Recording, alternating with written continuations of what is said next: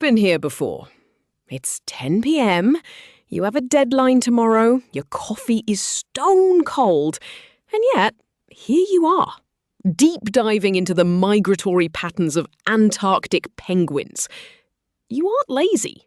In fact, you're exhausted from how hard you're working to avoid working. Most people think procrastination is a time management problem. If it were, a simple calendar or a sticky note would fix it, right? But it's not. Procrastination is actually an emotional regulation problem. It's not about laziness, it's about mood management.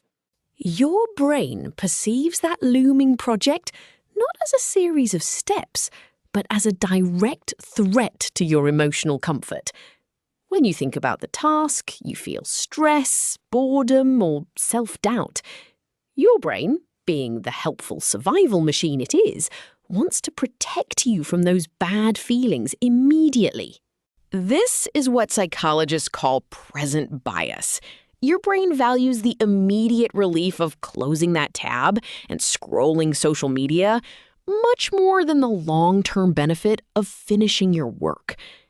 It's a biological glitch, not a character flaw. To make matters worse, we treat our future selves like total strangers.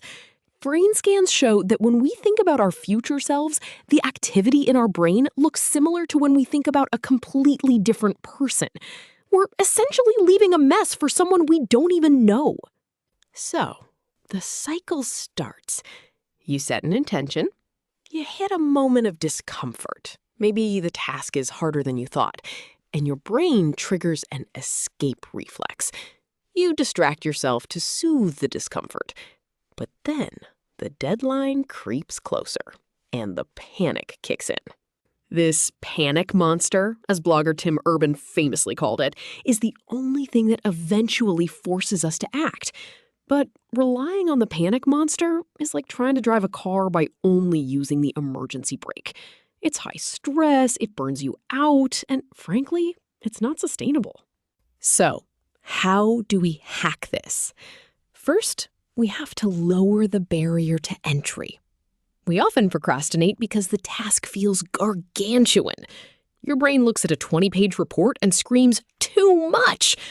But your brain is fine with writing one single sentence.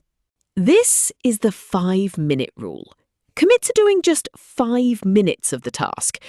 If you want to stop after 5 minutes, you can. Usually, you won't.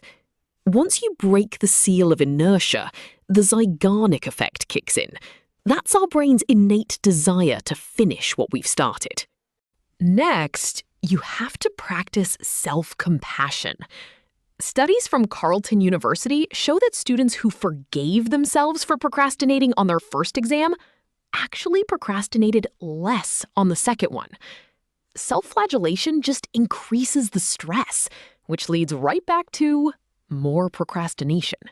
Design your environment to match your intentions. If you want to write, put your phone in another room. If you want to eat healthier, don't keep the cookies on the counter. Willpower is a finite resource. Don't waste it on fighting your own environment. Stop focusing on the when. Stop waiting for the perfect mood to strike. Motivation is a fickle friend who rarely shows up on time. Action is the fuel that creates motivation, not the other way around. You aren't lazy. You're just human. Your brain is trying to save you from stress, even if its methods are self-destructive. By understanding that procrastination is about emotions, not time, you can finally stop fighting your brain and start working with it. If you found this breakdown helpful, remember that upgrading your life is a series of small, intentional frames. We drop new mental models and frameworks every single week. Subscribe and join the journey.